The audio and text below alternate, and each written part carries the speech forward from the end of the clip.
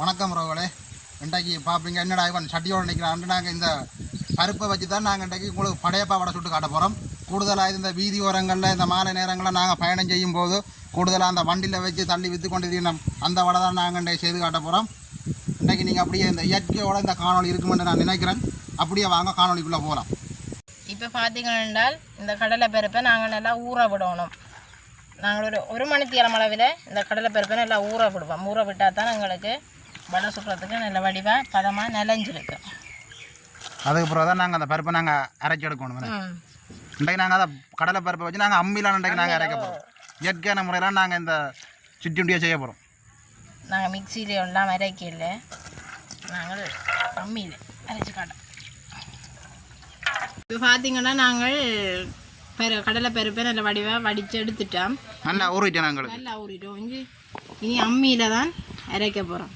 இந்த காலத்தில் உண்மையாக ஒரு தடவை அம்மி பாதிக்கிறே இல்லை. சில பேருக்கு அம்மியே தெரியாது. அப்படி வந்துட்டுது. இப்போ பார்த்தீங்கன்னா நாங்கள் இந்த கடலை பருப்புகளத்தையும் அம்மியில் வடிவான எல்லாம் அரைச்சி எடுக்க போகிறோம். என்ன தம்பி? அதான் அப்படியே நீங்களும் இந்த குழவையை கையை விட்டிக்கண்டா உருண்டு அங்கே வேக்காருக்குள்ளே விழுந்து உண்மையாக தான்.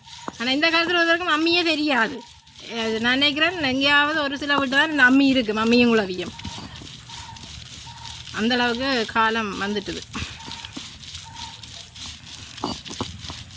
உண்மையாக இந்த அம்மியில் அம்மம்மா அரைச்சதை தான் நான் கண்ணால் பார்த்துருக்குறேன். நான் கூட ஒரு நாள் அரைச்சதில்லை, இன்றைக்கு தான் அரைக்கிறேன்.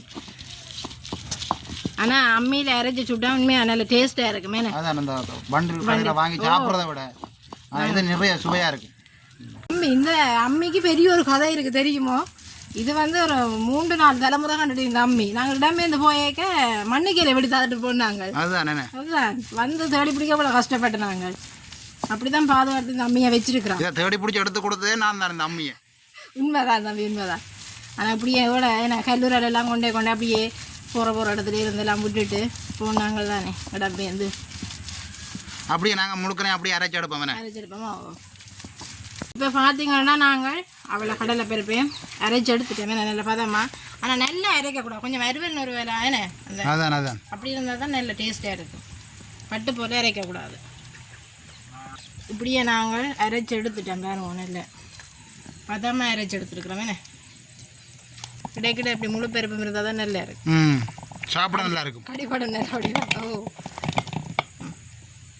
இனி நாங்கள் வடையை சுட வலிக்கிடுவோம். என்ன பொழுது வருதங்களுக்கு நேரத்தை சுடுவோம். இன்றைக்கு வடையை பார்த்தீங்கன்னா சட்டி நல்லா கீட்டு ஏறிட்டு தம்பி. நாங்கள் எண்ணெயை விடுவோம். எண்ணெயை விடுவோம். சத்தம் கேட்குது, கீட்டு ஏறிட்டேன்.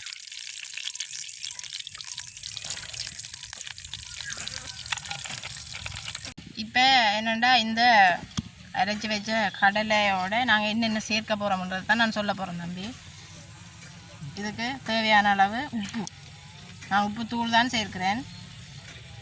கட்டி உப்பு சேர்த்தா வடிவாக குழப்படாது. தூள் உப்பு தானே எல்லாத்தோடையும் செயற்படும். ஆனால் தண்ணி கலந்த உப்பு விட்டால் தம்பி சில வேளை பதம் எங்களுக்கு சரியாக வராது.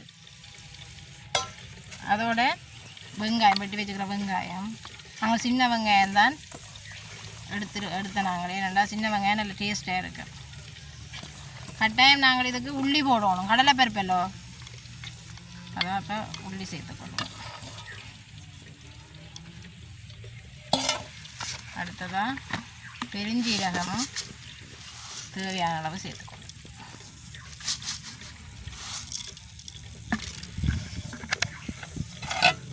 இதை நல்லா எல்லாம் சேரக்கூடிய மாதிரி நல்லா குழைச்சி எடுப்போம். பார்த்தீங்கன்னா எண்ணெய் நல்லா கொதிச்சுட்டுது. நாங்கள் இந்த குழைச்சி வைக்கிற வடையை நாங்கள் சுடுவோம். அது அந்த வண்டில் கடை வடக்காரன்னா வடிவாக போடுவேன். அதை பார்க்கவே ஒரு வடிவாக இருக்குது தம்பி. எனக்கு இன்றைக்கு வடை போடுற வேலை மட்டும்தான். மாமா தான் வடையெல்லாம் எடுக்க போகிறேன். எனக்கு இன்றைக்கு சாப்பிட்ற வேலை மட்டும்தான். பரவாயில்லையே, மாமா நல்லா சமைப்பேன் தம்பி. இன்றைக்கு எனக்கு வடை போடுற வேலை மட்டும்தான். அங்கெல்லாம் பார்த்தீங்கன்னா மாமா வடை சுட்டு கொண்டு இருக்கிறார். நாங்கள் வடை சுட்டு எடுத்துட்டோம். இனி இந்த வடையோட சாப்பிட்றதுக்கு மிளகாய் தான் பொரிச்சு எடுக்க போகிறோம். தண்ணியில் மிளகாய் ஊறிட்டுது. இதை நாங்கள் பொரிச்சு எடுப்போம்.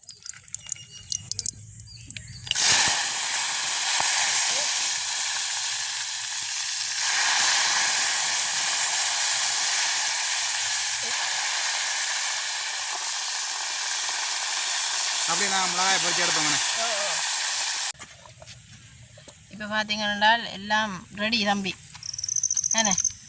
ஆனால் இந்த வெங்காயத்துக்கு நீங்கள் சாதுவாக உப்பு சேர்த்துக்கொள்ளுங்க. நாங்கள் கொஞ்சம் தேவையான அளவு சேர்த்துக்கொண்டு நாங்கள் அப்போ தான் வடையோட சாப்பிட்றதுக்கு டேஸ்ட்டாக இருக்கும்.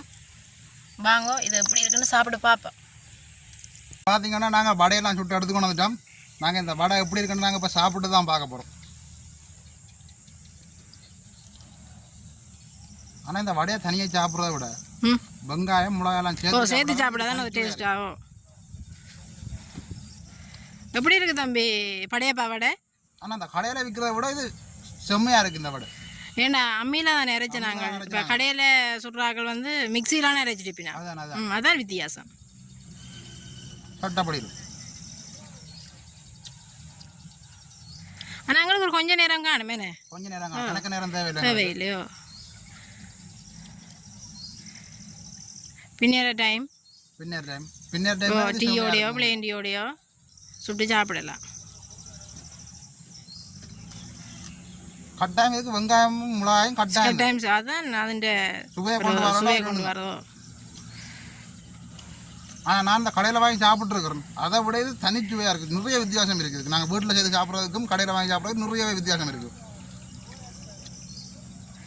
நீங்களும் இப்படியான சிற்றுண்டியை நீங்களும் செய்து சாப்பிட்டு பாருங்கள் எப்படி இருக்காண்டு. அப்போ நாங்கள் இந்த காணொலி இதோட நாங்கள் முடிச்சுக்கொள்வோம்.